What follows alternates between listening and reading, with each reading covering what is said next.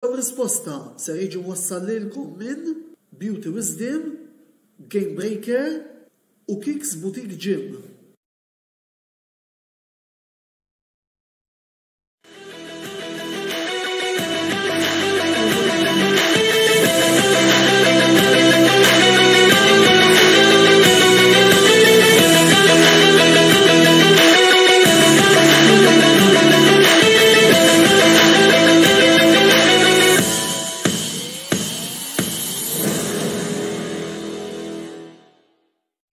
Antonello Belesenilkom jotikom merħba 30 episodju mis-sensiela botta u risposta fejn il-lejla sejrin natu ħarsa lejn il-lobit li kellna mill-kwarta tal-finali tal-UEFA Champions League matul dawn l-aħħar fil-ġranet u għal dan il-għan il-lejla miegħi għandi Andrew Borch, rappresentant ta' Real Madrid Supporters Club Malta, kif ukoll il-Kanit Karwana illi qiegħed hawnhekk f'isem il-Manchester City Supporters Club Malta.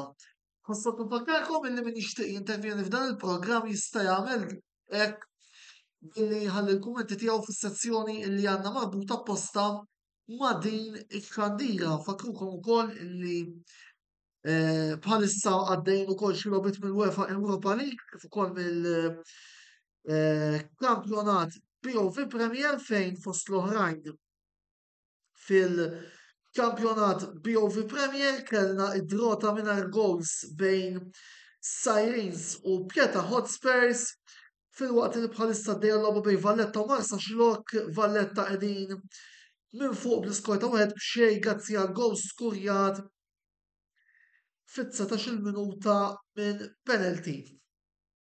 Għaddejjin ukoll bħalissa logħbiet mill-UEFA Europa League fejn fost l-oħrajn se jkollna lil James Side il ħajja ġurnata fuq il-logħba bejn Sevilla u Manchester United, March Cambry, Sporting Lisbona, Juventus. Aħna wkoll qegħdin nagħtu ħarsa lejn il-logħbiet Roma Feyenoord u Union Saint-Gilloise Bayer Leverkusen.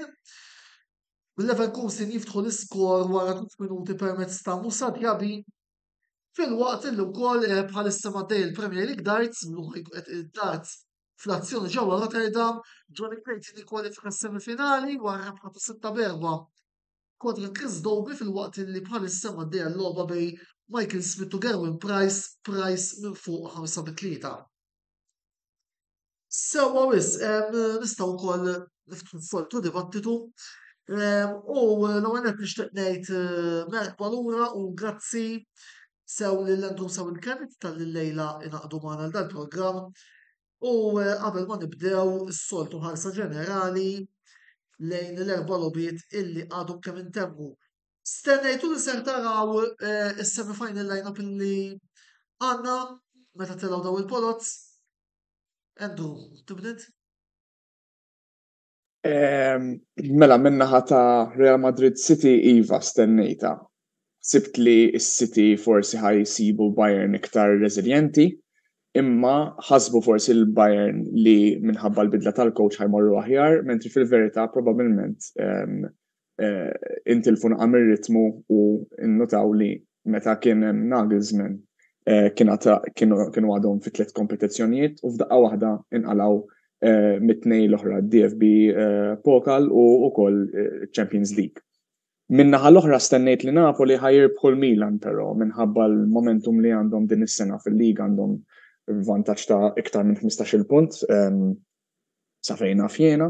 U stennejt li minħabba li għandhom daqshekk distakk jistgħu jaffordjaw inaħħu ftit il-pedala tal-gass fil-lig għax jaffordjaw jislekjaw ftit hemmhekk biex jiffokaw fuq il-Champions League. U f'żewġ legs il-Milan kellhom game plan, in-Napoli kellhom game plan ukoll suppost wara l-ewwel leg ikunu għall-inqas irranġaw ruhom forsi għat-tin leg u kienet l-istess storja ta' kontrattakki effettivi minnaħa tal-Milan u rnexxilhom jelbu n-Napoli. Stennejt ukoll li l-Inter ħajirbħu, ma ħsibthomx ħajkun daqshekk konvinċenti minħabba il-forma tal-lig ta' din is-sena, però fiċ-Champions League kienu jidhru aħjar milli kif qed jilagħbu fil-lig din is-sena. L-ewwel kumment tiegħek. Ħanibdew logħba, ġifieri jekk naraw City Bayern, naħseb illi bilanċjata. Issa ħalli għalli fl-ewwel leg nemmen il-lissi tikonna vera tajjeb. Skurjajna l-gol, stajna skurjajna iktar ukoll. Allura però ma stennejtx li ħan għandu mhux qed ngħidlek faċli għax fit-tieni leg kien storja differenti.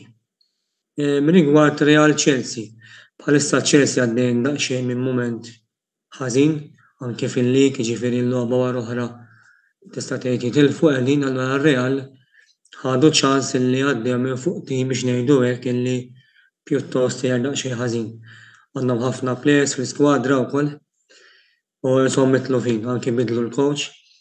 Rigward Milan-Napoli, stennejt li għandu l-Milan anke għal fatt li għandhom l-esperjenza kif ukoll il-Milan rebħu lil-Napoli away 4-0. Allura nistu donnu kien hemm xi ħaġa fin-Napoli li ma bdiex tiffunzjona tajjeb. Kellhom ukoll l-ewwel leg il-Osimhen imweġġa u naħseb illi ħasseb in-nuqqas tiegħu wkoll. Rigward Inter Benfica, ma tantx kelli qisu ħiel fis-sens il-Benfica ma tantx insegwihom fil-lig. Tilfu l-Lenzo Fernandez ukoll fil-Jannar. Isom il-Benfica kull darba jitilfu l-players meta jaslu għal ċertu dan jitilfu ċertu players importanti. Ovvjament l-Inter naħseb għamlu anke l-ewwel leg illi daħlu 2-0 minn fuq u naħseb dik anke kienu away illi jgħenu biex imbagħad jgħaddu kważi faċilment fit-tieni leg ukoll. Ta' dan it-tant ukoll tajjeb illi ngħidulkom illi mill-UEFA Europa Conference League Fiorentina kwalifika mas-semifinali minkejja li tilfu 3-2 kontra il-Lech Poznan u l-Anderlecht qegħdin 2-0 minn taħt fil-ħin barrani kontra l-AZ Alkmaar. Nkoll qed ninformawkom kienu jiġri fil-Conference League ukoll Premier League Darts Gerwin Price kwalifika s-semifinali 6-3 kontra Michael Smith. Kienet niġu għalik issa Manchester City kien ixilkom teliminaw il-Bayern Munich minn problemi minkejja l-bidla teknika li kien hemm fil-klan Bavaris fejn jom jaħtru lil Thomas Tuchel u jinaħħu lil Julian Nagelsmann. Kemm taħseb però illi minn dak li rajt fiż-żewġ lobijiet kontra Champions tal-Ġermanja il-mod ukoll kif ikkwalifikajtu għas-semifinali ser ipoġġikom bħala anzi nistgħu impoġġu lilkom bħala l-favoriti prinċipali? Ħalli ndawra naqra domanda minn kif skript jgħidha. Kull sena l-Manchester City jkunu favoriti li tista' tgħid fuq kollox. Però l-esperjenza turik illi ismani m'intix tilgħab waħdek qed tilgħab ma' timid b'esperjenza u għandek ħafna mumenti illi nittama li fl-aħħar il-players immaturajna iktar, kbirna iktar, nkunu iktar ħażina biex ngħidu hekk, jiġifieri anki biex nislowjaw il-logħba biex naqseb il-bieraħ ħadd pjaċir nara jiena lis-City anki l-game plan kif kienet kontra l-Bayern. Aħna dejjem naraw is-City dejjem fil-possess tal-ballun, però għax ridna nżommu r-riżultat. Labna mal-goaler, kważi ħlejna xi ftit ħin ukoll, fatt il-goaler għala karta safra. Qed nara affarijiet illi huma ta' improvement kważi fil-Manchester City anke fil-players. Ovvjament għandna lil Haaland illi nittama' jibqa' sejjem din il-forma illi m'hemmx għalfejn noħolqu 10 chances biex niskurjaw 2. Bħalissa qegħdin noħolqu 4 u niskurjaw 2 li hija xi ħaġa tajba wkoll għalkemm mhux Haaland biss jiskurja ta' ġifieri mal-Liverpool ma kenniex il-Haaland xorta rebaħna pereżempju, ġifieri maħniex one man teams good. Rigward il-Bayern Munich iddeċidew li jbidlu l-coach. Ġa Tuchel kellu idea sewwa tagħna tal-Manchester City, ma ninsewx illi Tuchel ma' Chelsea rebaħ il-Champions League kontrina ġifieri final. U ovvjament aħna xirrajna hekk bħala partitarji kważi tibża tgħid isma' ġejja tiegħek. Għax reġa' għandek coach illi ġa miegħu tlifna u dan. Però naħseb illi overall konna ħjar, speċjalment l-ewwel legi. Ma tantx tajnihom ċans, tista' tgħid ħriġna fuqhom, skurjajna, kellna chances il-goaler tagħhom Sommer għamel saves impeccabbli.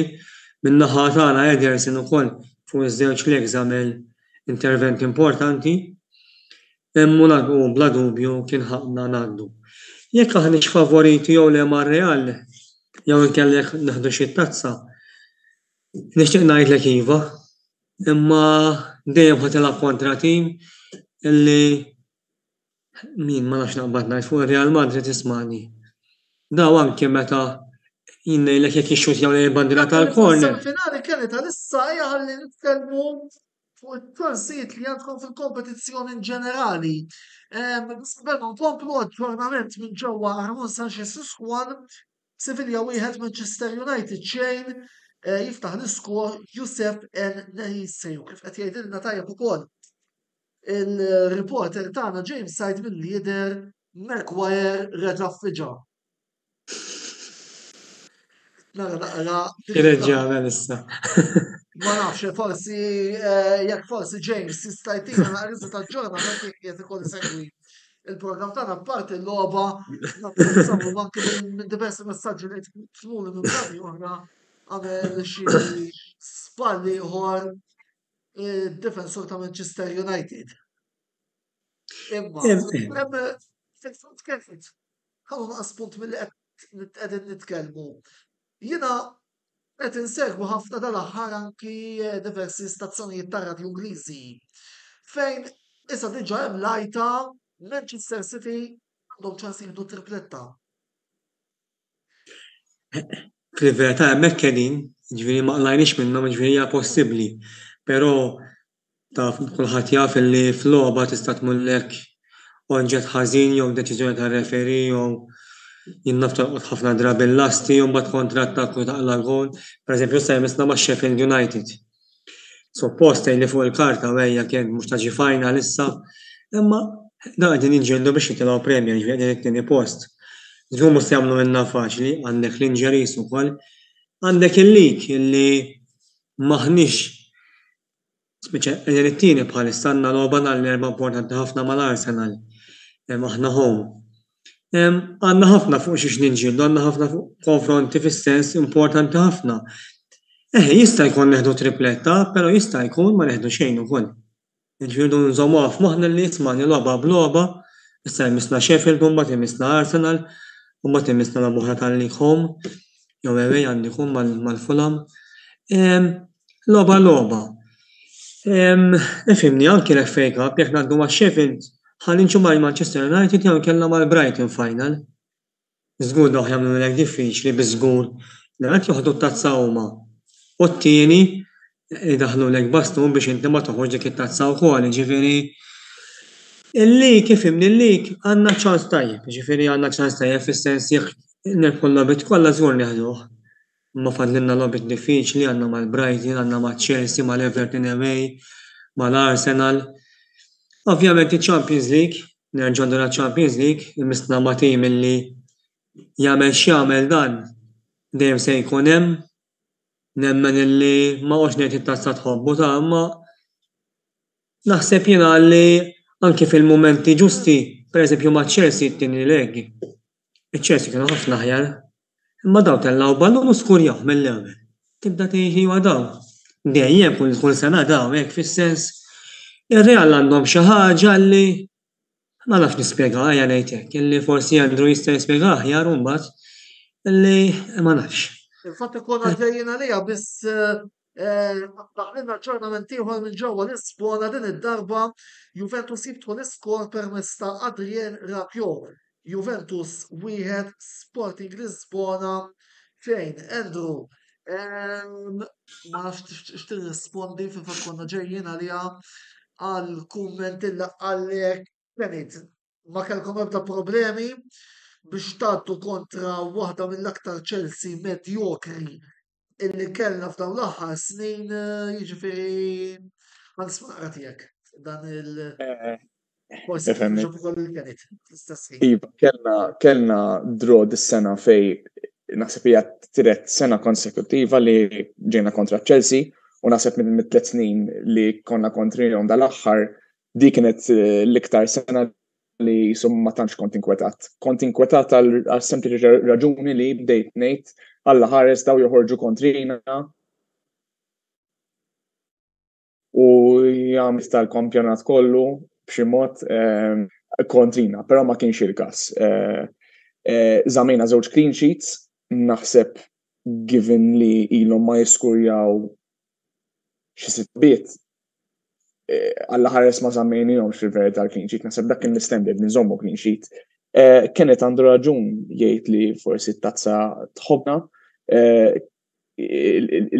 L-istorja tar-Real li hija mibnija ku kemm il-ġdid. Is-sena oħra rajna 16 sa kważi il-final, apart il-final dejjem kellna xi comeback li laqas biss titwemmen.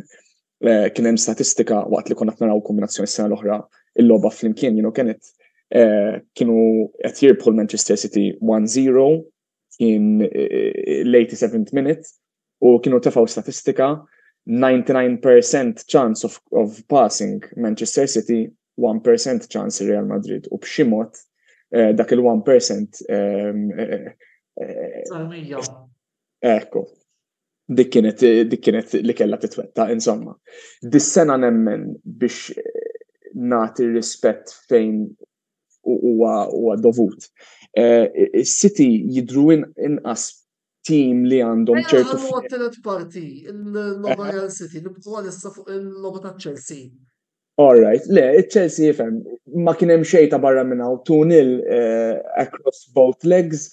Il-Chelsea tawna ftit trouble fl-ewwel ħaf fit-tieni leg, iva, bdew jippressaw, però m'għandhom l-ebda end product kompletament. Għandna Courtois reġgħet jaqbad sew lejn l-aħħar tal-istaġun.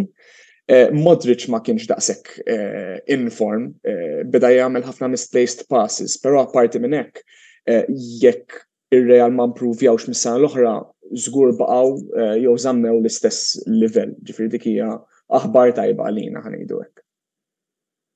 Tajab wis, mela, semmaru għall-ewwel waqfa ta' riklami bqgħu magħna għaliex fit-tieni parti tal-programm se nkunu iktar qed niffukaw fuq iż-żewġ logħbiet tal-kwarti tal-finali u wkoll għandna xi kummenti anke kemm xejn iggħiża min-naħa tas-segwaċi li qed jaraw il-programm tagħna illejla. Ibqgħu magħna botta u risposta ikompli wara dawn.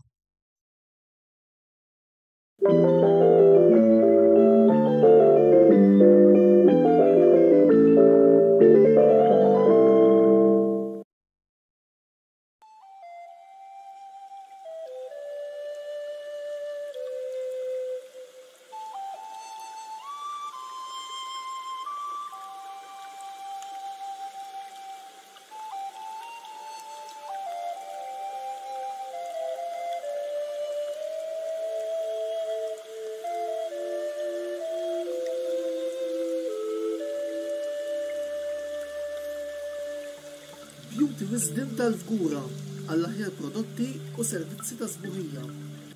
Żuru wkoll Nails by Xarawna fl-istess stabbiliment għall-aħjar servizz ta' trattament ta' dwiefer.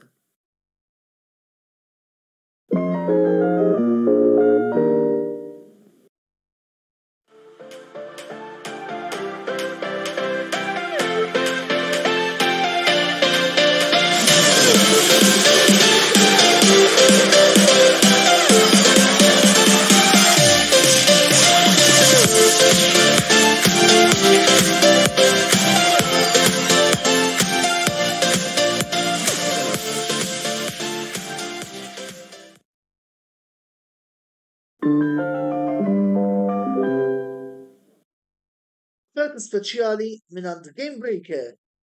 Anki int tista' takkwista kopja tal-PlayStation 5 This Console hekk kif Game Breaker qed joffri kopja tal-konsol flimkien mal-logħba God of War għal prezz speċjali ta' €569.99.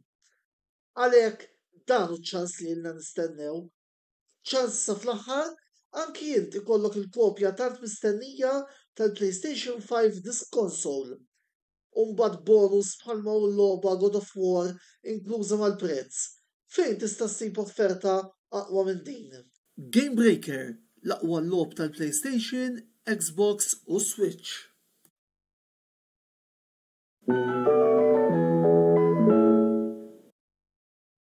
Ilab u irbaħ flimkien mal-Kamra Sportiva u Kicks Boutique Gym. Kull ma trid tagħmel huwa li tafas like fuq ix-xandira botta u risposta li qed taraw bħalissa u tafas follow fuq il-paġna ta' Kicks Boutique Gym. Jekk tagħmlu dan, intom titlu biċ-ċans li tirbħu sħubija ta' xahar ma' Kicks Boutique Gym li jinsab ġewwa Denny's Shopping Mall fil-Ħamrun. Bir-rebbieħ eventwali jitħabbar fl-ewwel programm tax-xahar ta' wara tas-sensiela botta u risposta. Kicks Boutique Gym, il-post ideali għalik biex issir iżjed b'saħħtek u tħossok iżjed aħjar.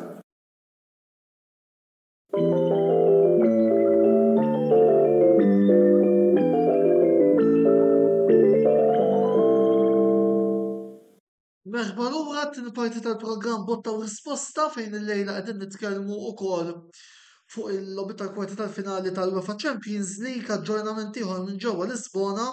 Sporting ġibu l-gol ta' draw permezz ta' Marcus Edwards minn penalty. Għaldaqstant b'1-1 u jekk il-logħba tibqa' hekk Juventus xorta waħda jikkwalifikaw għar-round li jmiss minħabba il-gowl vantaġġ li għandhom mill-ewwel leg. Xi ftit kummenti minn għandkom is-segwaċi tagħna. Justin De Bono sewwa qed jgħid dan naħseb għall-introduzzjoni ta' xi ħadd minnkom. U mbagħad għandna lil Liam Triganza li qisu bla ftit li niggess l-ewwel qed jgħidilna kemm Sheffield United u mbagħad min-naħa l-oħra ir-Real Madrid xtraw ir-referi li hemmhekk forsi tista' tgħidilna ma' min iżżomm ukoll nkunu nistgħu inwiġbuk accordingly. Nsellem ukoll il-Frans Farrugia illi qiegħed jara dal-programm nfakkarkom ukoll illi dawk kollha illi jew jillajkjaw jew jgħaddu xi kumment jidħlu fil-kompetizzjoni li trebaħħom xahar voucher ma' Kicks Boutique Gym tal-Ħamru.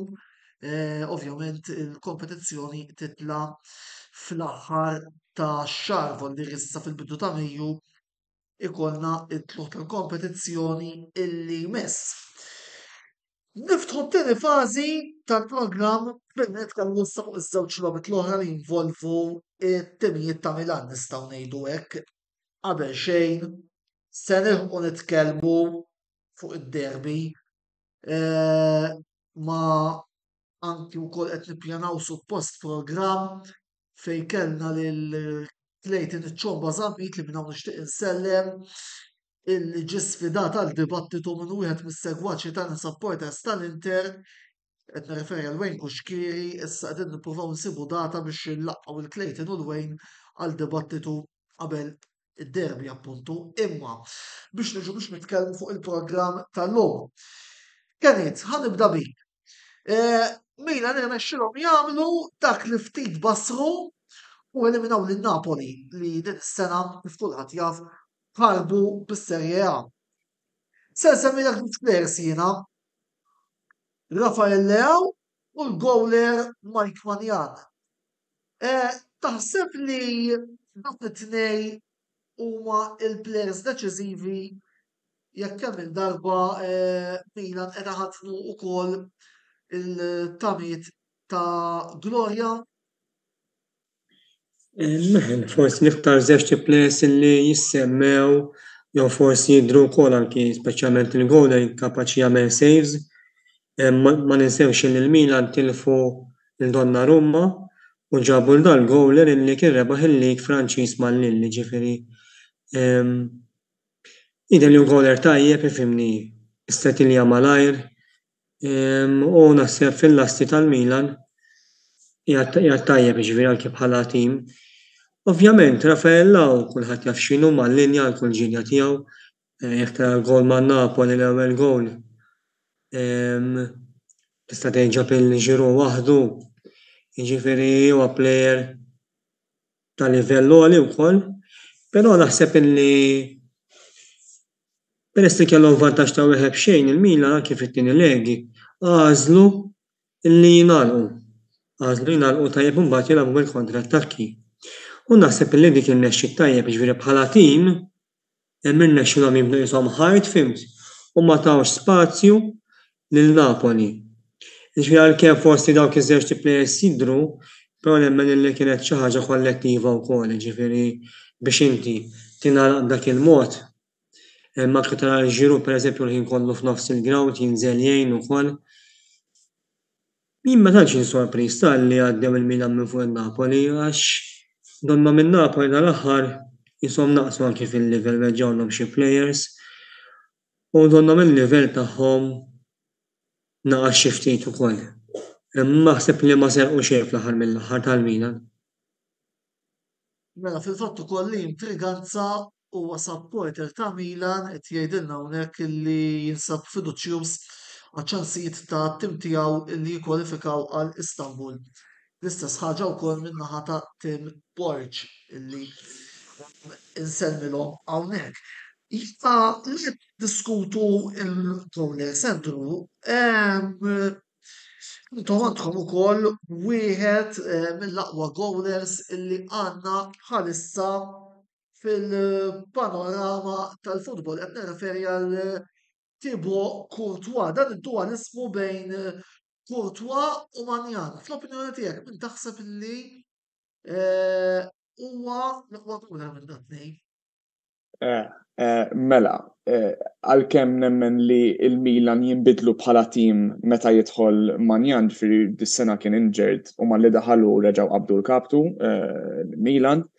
Xorta nemmen li Courtois huwa jtjeb ilu jilab bell-ogħla għal iktar żmien twil komparat ma' Magnan, rebaħ iktar u kien iktar effettiv tipo ma rebaħx ġo tim u bħala reserve u rebaħ Champions League bħala reserve. Kien effettiv ħafna u li kieku ma kienx għalih is-sena l-oħra speċjalment fi-Champions League ma konniex naslu nirbħuha speċjalment fil-final. Ġifieri nemmen li Courtois huwa aħjar, mhux bi ftit. Eżattament. Min-naħa l-oħra għandu biex nitkellmu wkoll fuq il-kumplament tal-Lobit sa dan it-tant ukoll Gent jiftħu l-iskor f'Londra kontra West Ham United. Hugo Kuipers jiskurja il-gowl għal-Belġjani jekk jibqgħu hekk il-tim ta' David Moyes jiġi eliminat mill-kompetizzjoni. Min-naħa l-oħra għandu Inter eliminaw faċilment lil-Benfica b'rebħa konvinċenti ġewwa Lisbona u drota 3-3 ġewwa Milano għalkemm iż-żewġ goals fl-opinjoni tiegħi kienu kemm xejn ininfluwenti. Se tiddiskuti l-importanza ta' plejer bħal Nicolo Barella li rajnih jiskurja żewġ goals, wieħed f'kull logħba u kemm taħseb illi l-esperjenza internazzjonali li għandu anki bħala midfielder tat-tim nazzjonali Taljan rebbieħ ta' UEFA Euro 2020 tista' tgħinu jmexxi lill-Inter f'din il-fażi finali tal-kompetizzjoni.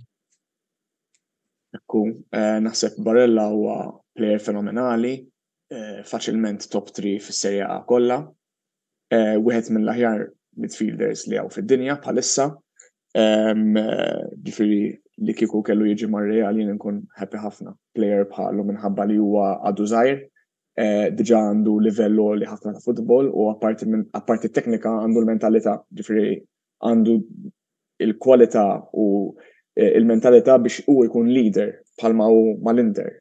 Ġifieri ifakkarni ftit jekk kelli nqablu ma' xi ħadd ieħor li għandu l-istess tip ta' vibe mentalment huwa Kimmich pereżempju tal-Bayern Munich. Nemmen li għandu dak it-tip ta' kalibru. Huwa effettiv ħafna għax huwa midfielder u għalkemm huwa midfielder jaf kif jiskur, jaf kif isib il-gowl. Ma nimmaġinax li l-Inter jaslu fejn jaslu mingħajru, laqgħa xejn naħseb huwa l-iktar plejer pivotal li għandhom l-Inter iktar minn Lautaro Martinez. Għas-sempliċi raġuni li għalkemm Lautaro huwa fenomenali wkoll, dis-sena ma rajtux qed jilgħab ma l-istess livelli s-soltu jilgħab, però kontra l-Benfica tieni leg lagħab ħafna tajjeb ħafna ġifieri props to him.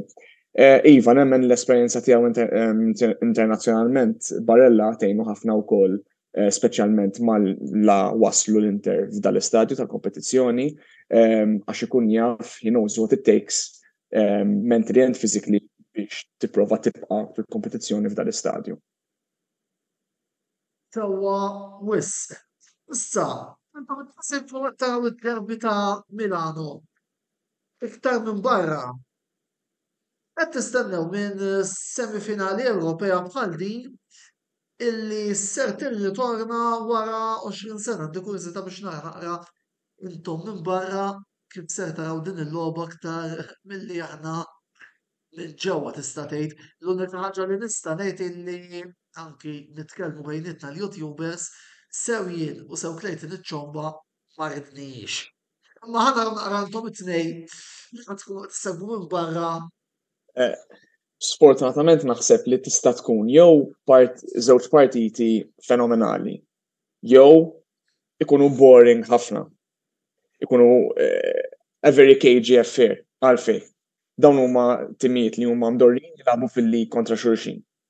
U xi drabi minflok jiffukaw jew minflok se jkunu qed jiffukaw fuq il-futbol, ħajkun qed jiffukaw fuq ir-rebħa tgħidli mhux ovvja ir-rebħa trid. Però jista' jkun li ħajkun hemm ħafna fouls, ħafna waqfin waqt il-lob biex jippruvaw ikissru xulxin, eċċetera.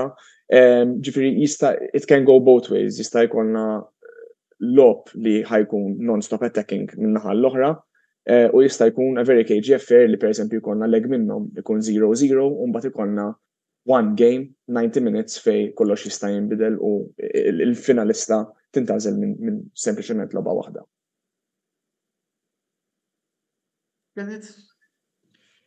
Jien ngħidlek il-verità għandi żewġ ħbieb tiegħi wieħed mal-Milan l-oħra mal-Inter.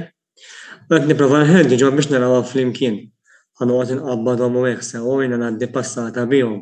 Però ġaqalu li insakjen jiġifieri sur mhux ħanarawha miegħek u m'għandihomx sort. Rigward futbol, ifhimni dis-sena ġa laħbu l-Milan mal-Inter sewwa fil-lig. U r-riżultati ma kinux daqshekk medjokri, ġifieri ma kienx hemm kif tqabbad bħala logħob. Issa jekk tistenna ovvjament li ħajkissru xulxin fis-sens jannullaw xulxin, però wieħed irid għal-fini ta' wkoll tas-semija tagħna fil-kampjonat Milan rebħu l-ewwel logħba 3-2, Inter rebħu wieħed b'xejn fit-tieni round u wkoll kellna Super Cup fejn Inter rebħu 3-2 vol dirett. xejn. Jiġifieri fejn is-soltu naraw ishom il-Milan mal-Inter jannullaw xulxin tista' ngħid il-ħin kollu. Dis-sena pjuttost kienu l-oppost, kważi assistennija minnhom ngħidu hekk. Ovvjament issa għandek iċ-Champions League semi-finalabbli joħorġu b'mentalità differenti. Però żewġ timijiet għandhom min jiskurja ġifieri Giroud Leao, għandek il-Lukaku, il-Martinez, ġifieri. Nara diffiċli biex jispiċċaw xejn il-ħin kollu ngħidu hekk. Ma nimmaġinajx hekk. M'hemmx favorit ovvjament għax wieħed qalaw in-Napoli u l-oħra qalaw il-Benfica li anke national jerfgħu away. Żgur ma naħsibx li hemm xi favorit minnhom titarissa li hu żgur anke minħabba il-postijiet taċ-Champions League donnom it-tnejn li huma għandhom bżonn jiffukaw fuq il-lig biex jitlu mal-ewwel erba' għax illum inqata' tal-Juventus illi dawn qegħdin it-tieni jew it-tielet post, jiġifieri b'xi mod għalkemm ħajiffukaw fuq il-semi-final għandhom il-lig illi ħajużaw l-enerġija tagħhom biex jippruvaw jidħlu mal-ewwel erba' wkoll. Tara waħda l-injuries u anke l-forma dak iż-żmien għax fadal 3 ġimgħat oħra sa tajjeb, jiġifieri jista' jiġri minn kollox xejn ngħidu hekk. Boris, infatti wkoll ta' min anki jfakkar li fil-20 sena ilu daw iż-żewġ timijiet iltaqgħu fis-semifinali tal-UEFA Champions League. L-ewwel leg kienu home il-Milan spiċċat xejn b'xejn, tieni leg spiċċat 1-1 bil-Milan jgħaddu bil-goal aways u ħafna jgħidu foħobbu jfakru dak il-famuż episodju ta' Mohammed Kallon li kien kważi skurja abbjati ġew dak is-sejf kien jiġri kieku Kallon skurja dak il-ballun.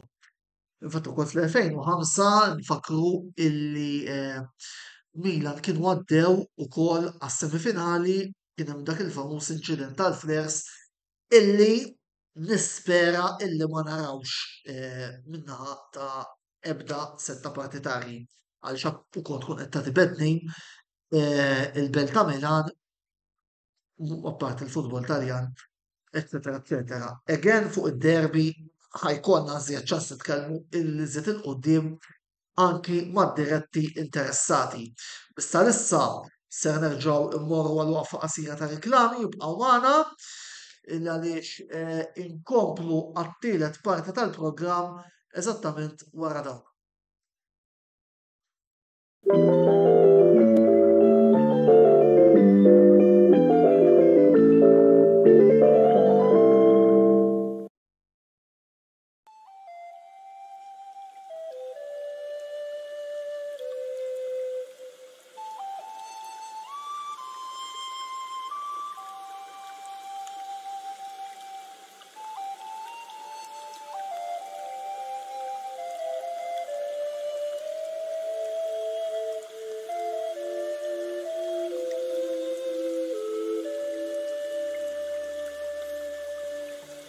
Beauty Wisdom tal-Fgura għall-aħjar prodotti u servizzi ta' sburija.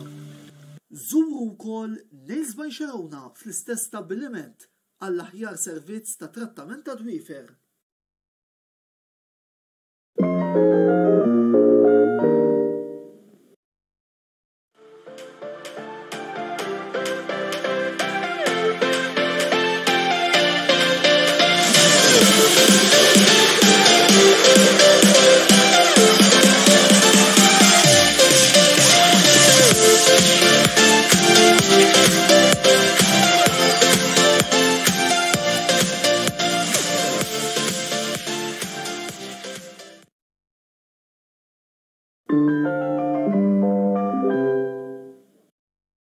Offerti speċjali mingħand Game Breaker.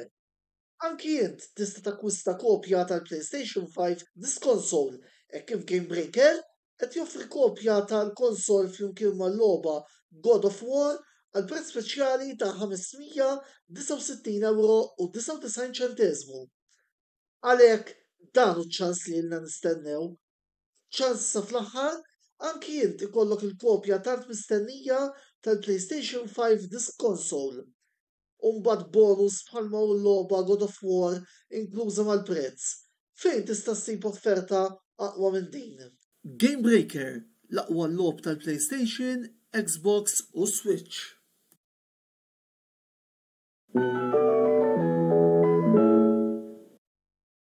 Ilab u irbaħ flimkien mal-kamra sportiva u Kicks Boutique Gym. Kull ma trid tagħmel huwa li tafas like fuq ix-xandira botta u risposta li qed taraw bħalissa u tafas follow fuq il-paġna ta' Kicks Boutique Gym. Jekk tagħmlu dan, intom titlu biċ-ċans li tirbħu sħubija ta' xahar ma' Kicks Boutique Gym li jinsab ġewwa Denny's Shopping Mall fil-Ħamrun. Bir-rebbieħ eventwali jitħabbar fl-ewwel programm tax-xahar ta' wara tas-sensiela botta u risposta. Kicks Boutique Gym, il-post ideali għalik biex issir iżjed b'saħħtek u tħossok iżjed aħjar.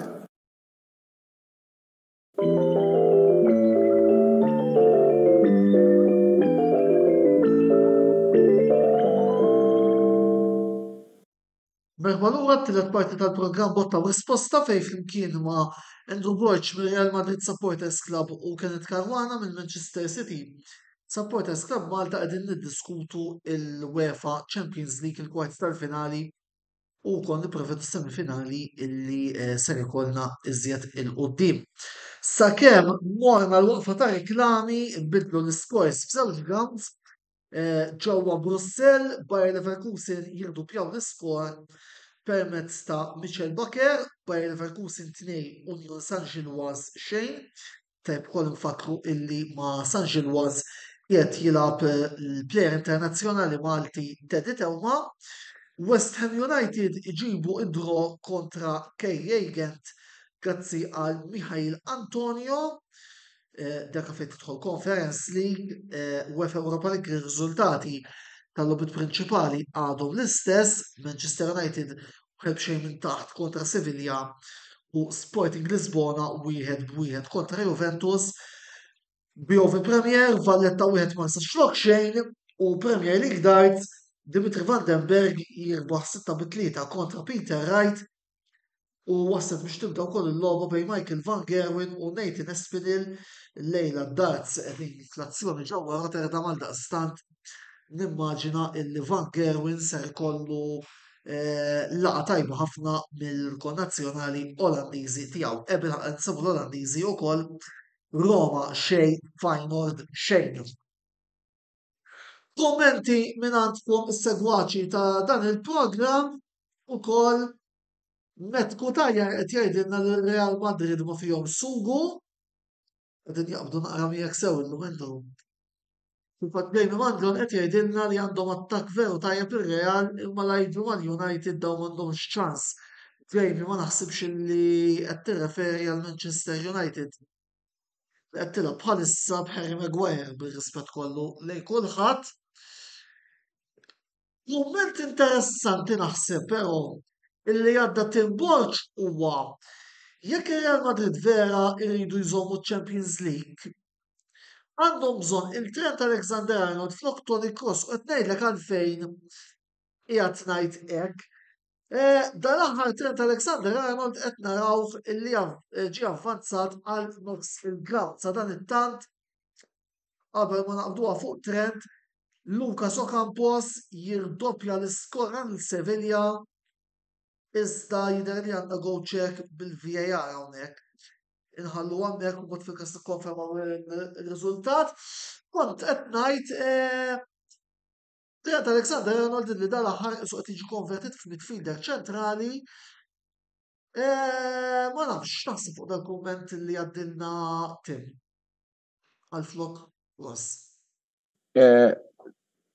To be honest, huwa komment validu għas sempliċi raġuni li dal-aħħar żewġ logħbiet isu Trent u ġieli meta lab midfield kien ħafna iktar effettiv milli meta lab difensur. Għalfej għax isu meta jilab midfield qed toħroġ l-strength tal-playmaking tiegħu u tneħħilu dik il-weakness tad-defending tiegħu.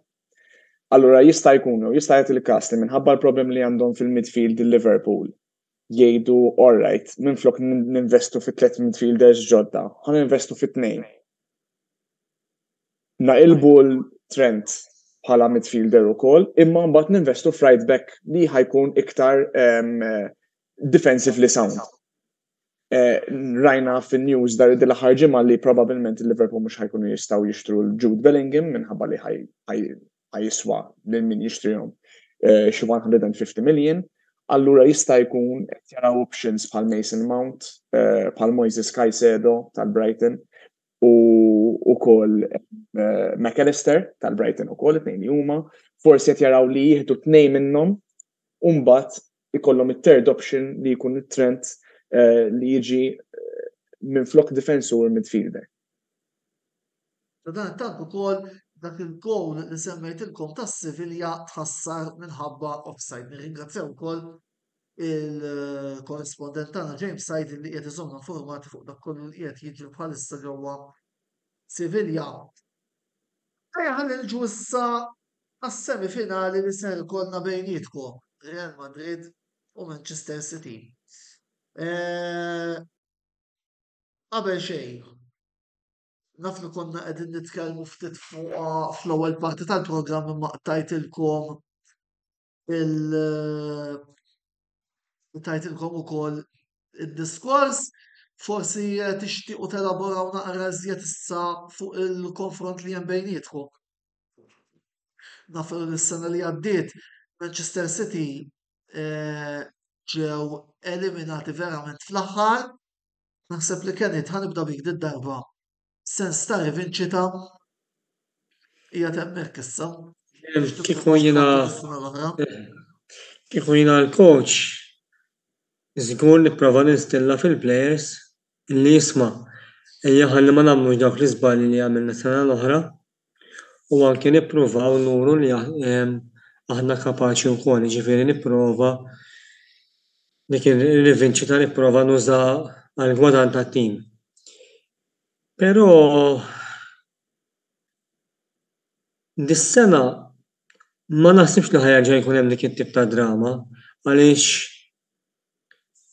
iż-żewġ timijiet għandhom biex jiskurjaw m'għandhomx għalfejn joqogħdu lura ż-żewġ timijiet, jiġifieri ma naħsibx li ħajqogħdu ħin kollu defense jew anke fl-ewwel leg is-sena l-oħra Real Madrid għalkemm qabduna skurjaw ukoll però donhom kienu iktar għadu lura tifhem. Naħseb dis-sena mhux se jgħodu hekk għaliex jafu li bħala quddiem jekk dejjem ma jkunx inġert jekk toqgħod lura inti hemm ċans li tinfetaħ iktar tifhem ġifieri taqal iktar ġo fik biex ngħidu hekk.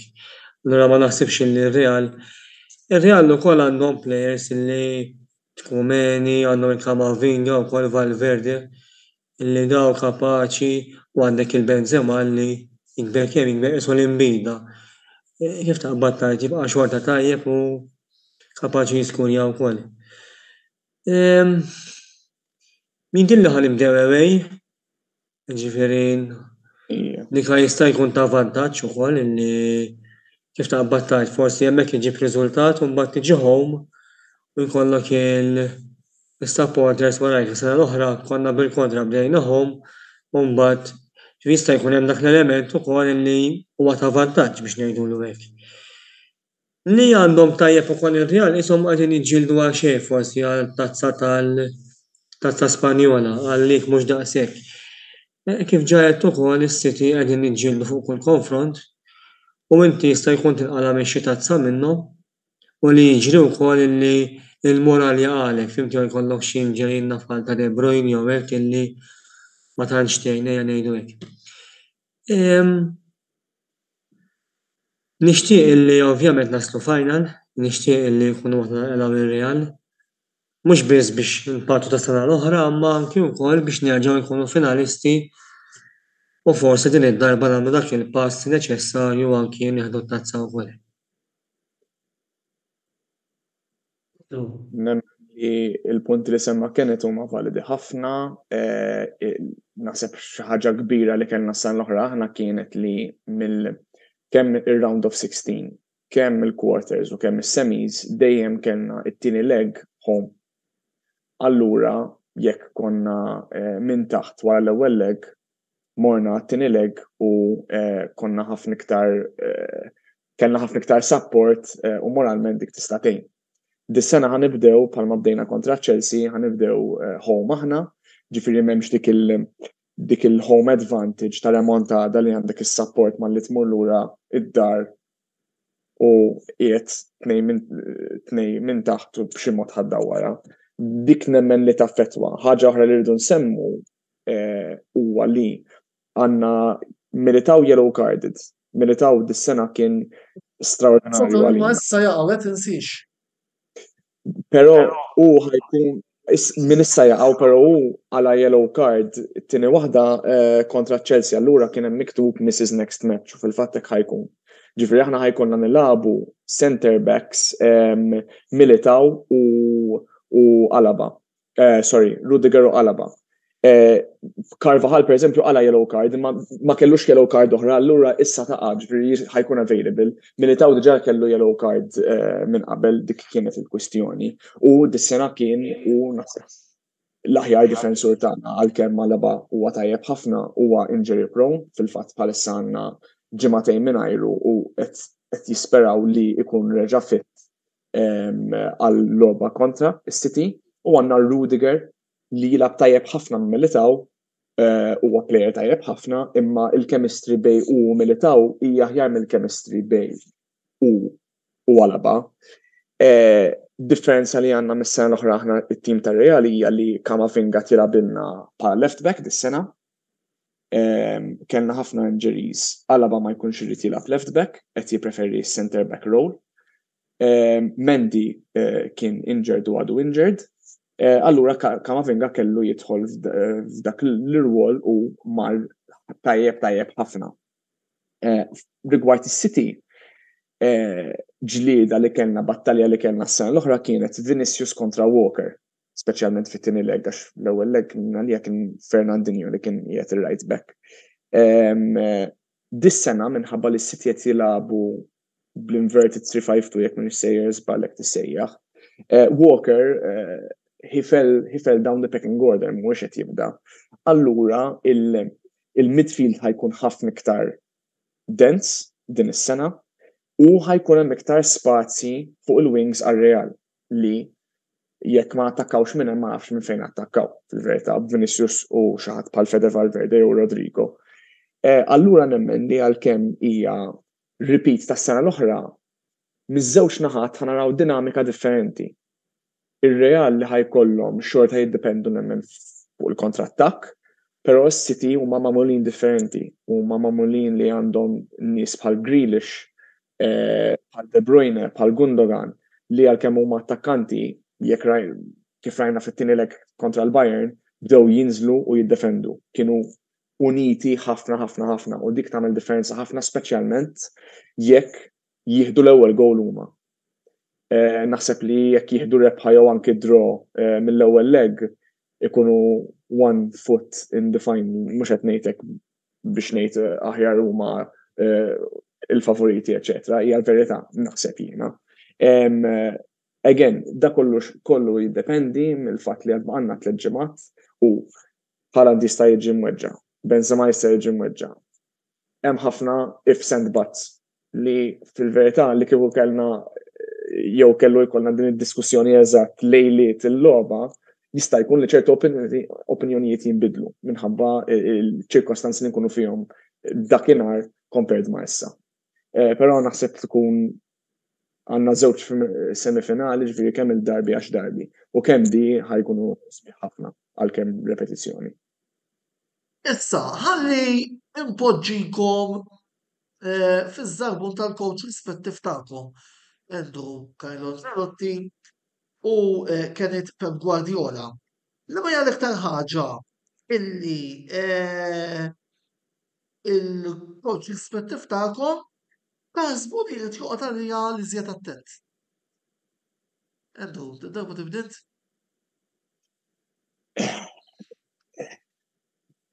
Ara, nemmen li it-tnejn jkunu attenti li nibżajjena li jisu naf li huma nies professjonali u dan xogħolhom iħobbuh eċċetra u dejjem iridu jirbħu. Pep għad għandu a point to prove ma' City minħabba li għadu ma rebaħx il-Champions League.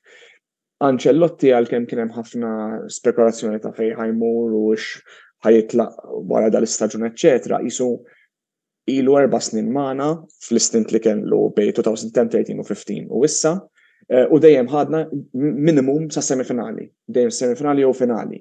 Għandu ħafna esperjenza, però fil-verità Pep wasal fis-semifinali, fis-semifinal stage iżjed drabi minn Ancelotti għalkemm huwa iżgħar. Għax minn 14 season naħseb din ħatkun l-10 season tiegħu li Pep qiegħed f'semifinali, ġifieri hija statistika fenomenali. Nemmen li l-leg Ancelotti li jrid joqgħod attent ħafna hija li ir-Real għandhom tendenza li jħobbu jassorbu l-pressure bħalma ġara kontra Chelsea fit-tieni leg fl-ewwel half. Il-ħin kollu jattakkaw iċ-Chelsea u Kante kellu ċans, Cucurella fit-tieni half kellu ċans tajjeb ħafna. Nemmen li dawk iċ-chances li kieku kellhom jaqgħu f'saqaj xi ħadd bħal Haaland tista' tikkunsidrah gowl. Allura li nispera hija li ħajkunu iktar kawti from minute 0 ir-Real u mhux jgħidu bħalma jagħmlu l-ewwel half naħduha relax u mbagħad it-tieni half we up the pace għax dik is-sistema mhux ħataħdem kontra City għax is-City qed jużaw jew qed jaħdmu bl-istess mod. Jibdew pjuttost kalmi u mbagħad isibu dik il-grinta fit-tieni half u joħorġu iktar b'saħħithom, ġifieri malli ir-Real ħajsibu iktar saħħa kontrihom fit-tieni half, ħajndunaw li għalkemm ħadmet 99% of the time, forsi kontra City mhux ħataħdem.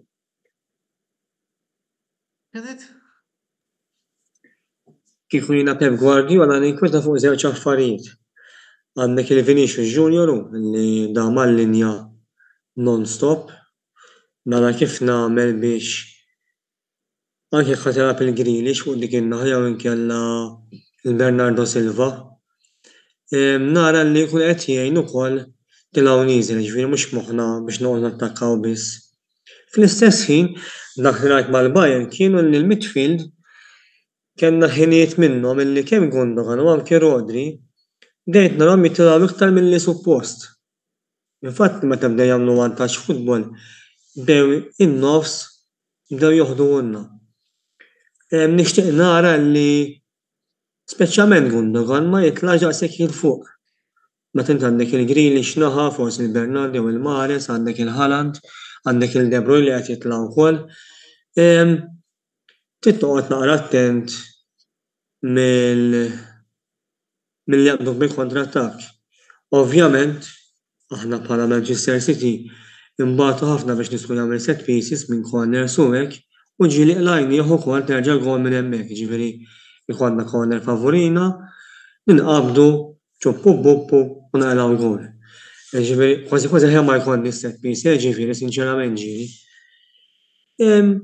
Però għandna biex nattakkaw, għandna biex nilagħbu dak il-futbol possessiv ma ntuhomx kemm jista' jkun kieku nifs speċjalment jekk jilagħbu Kroos, Modric u hekk kemm huma tajbin ħafna, dawn saqajhom m'għadhomx l-istess fl-istess bħala ġieli eċċetera, ġifieri isma' ejja ħa noħorġu all out, però trid toħroġ 90 minuta, jiġifieri dawn bħalma rajna s-sena l-oħra ittihom 10 minuti u taqla gol.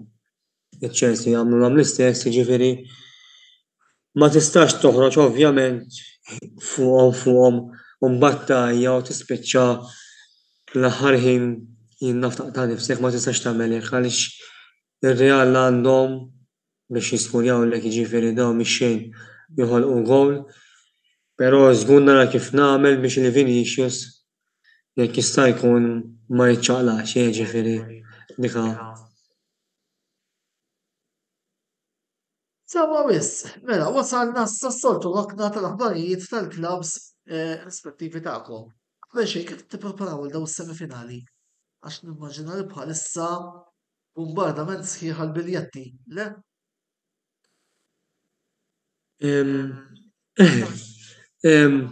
Jekk ikun hemm xi supporters li qegħdin jitolbuna aħna għandna l-min li bħalissa pereżempju ħarġu għal jalqu għada jalqu l-biljetti għal-Real għall-konfront mar-Real. Ġie minnu mitħajjar għandna nies illi wieħed jista' jkellem lilhom biex tkun membru u biex ovvjament tirċievi l-biljett tiegħek. Qegħdin naħsbu wkoll anki rigward Wembley, forsi naslu final l-FA Cup u anki għall-aħħar logħbiet tal-lig biex kif ikunu hemmhekk jekk nilqu xi tazza wkoll ikun hemm nistgħu naraw il-parata wkoll. Bħalissa għaddejja ħidma, ovvjament logħba wara oħra kull ġimgħa 3 logħbiet, wieħed jara wkoll issa fejn ħanaslu fejn ħankunu. Issa tkun tixtieq tippjana ma fl-istess ħin ma tistax tippjana wkoll, jiġifieri bħalissa qegħdin f'dak il-mument ta' tensjoni biex ngħidulu hekk sewwa, jiġifieri niltaqgħu ovvjament fuq il-Facebook u fuq it-Twitter u hekk kull il-ħin kollu ntellgħu fejn qegħdin naraw il-logħb, niltaqgħu fil-bars rispettivi, naraw il-logħb flimkien, nifirħu flimkien bħalissa nifirħu tista' tgħid, nisperaw li ma nibkux dalwaqt, jiġifieri jalla nkomplu hekk, jiġifieri jalla nkomplu nieħdu gost u nifirħu bil-logħb li ġejjin. Għandu minnaħa tagħkom. Min-naħa tagħna bħalissa niltaqgħu Santa Venera għall-logħb. Jekk in-nies ġieli niltaqgħu postijiet oħrajn skont fejn ikun hemm available, allura li nissuġġerixxi għal min qed jarana jekk ikun hemm xi ħadd li huwa mħajjar jidħol fil-grupp tagħna, għandna grupp fuq Facebook Real Madrid Supporters Malta, jitlu hemm u hemmhekk hemm ċertu organizers li jagħmlu l-events kull ġimgħa, pereżempju għadhom kif għamlu event issa fejn ħanniltaqgħu għal Copa del Rey Final, ġifieri tat-tazza Spanjola li ħajkun 6 May, ġifieri ħankunu nqabbiċin għall-battalja kontra s-City, però dik hija l-iktar event li għandna li jmiss issa.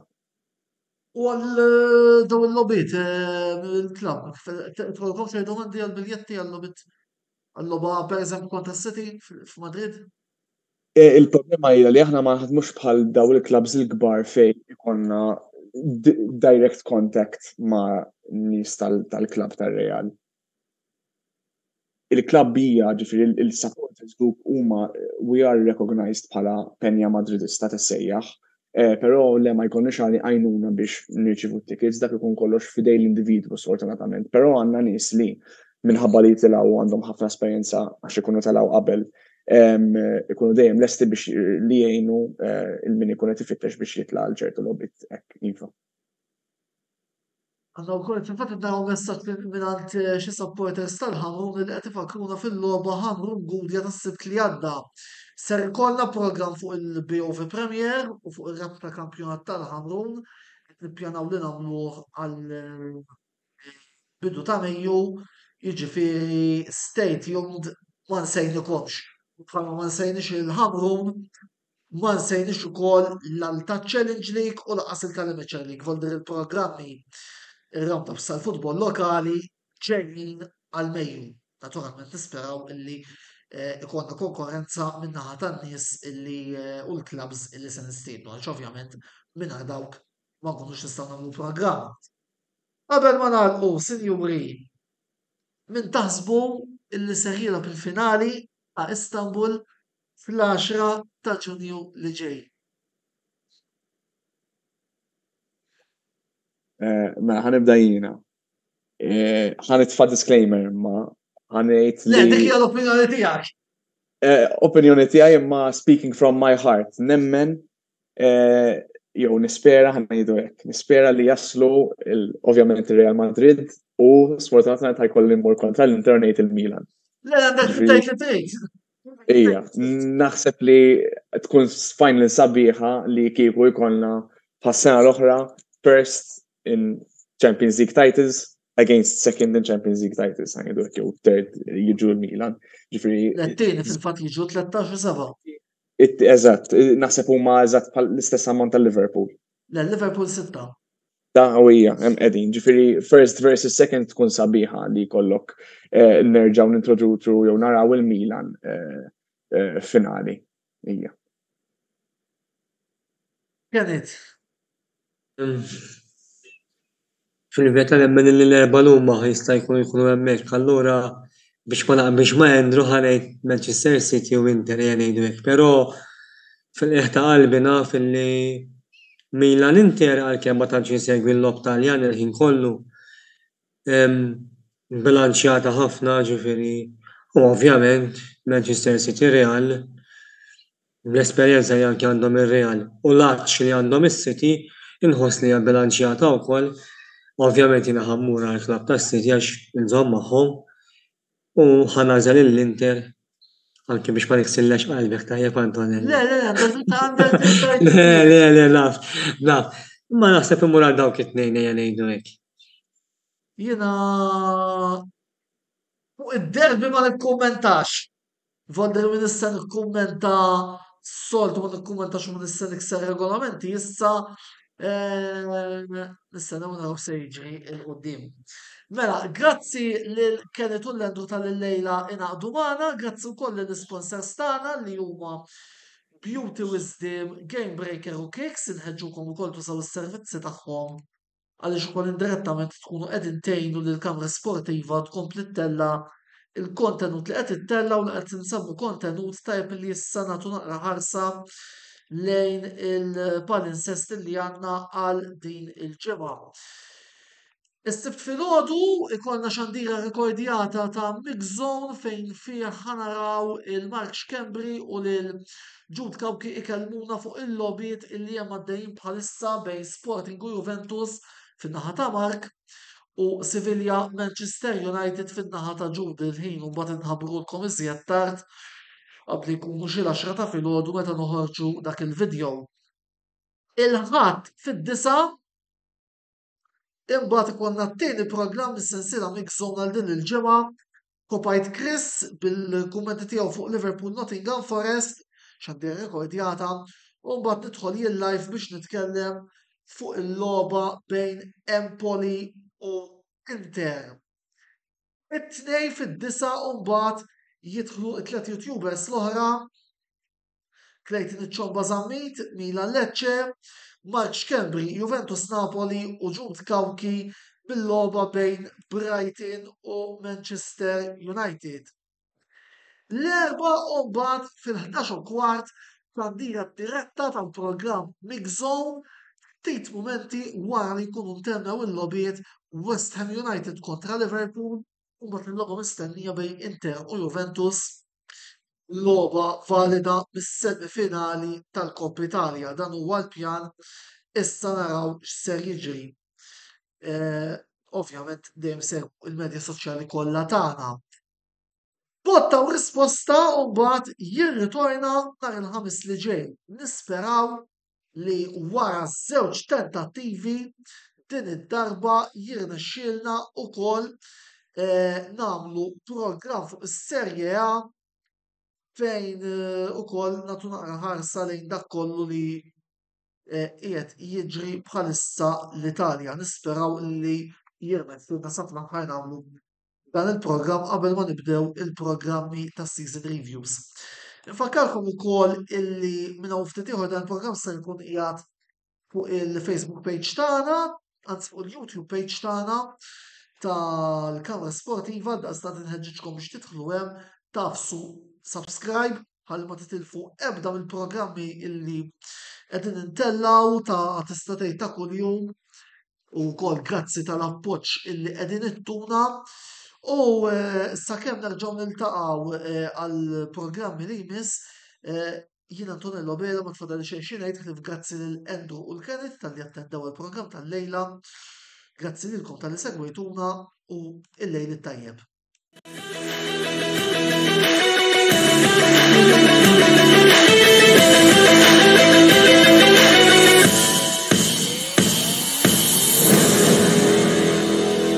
Risposta ġie wassal lilkom minn Beauty Wisdom, Game Breaker u Kicks Boutique Gym.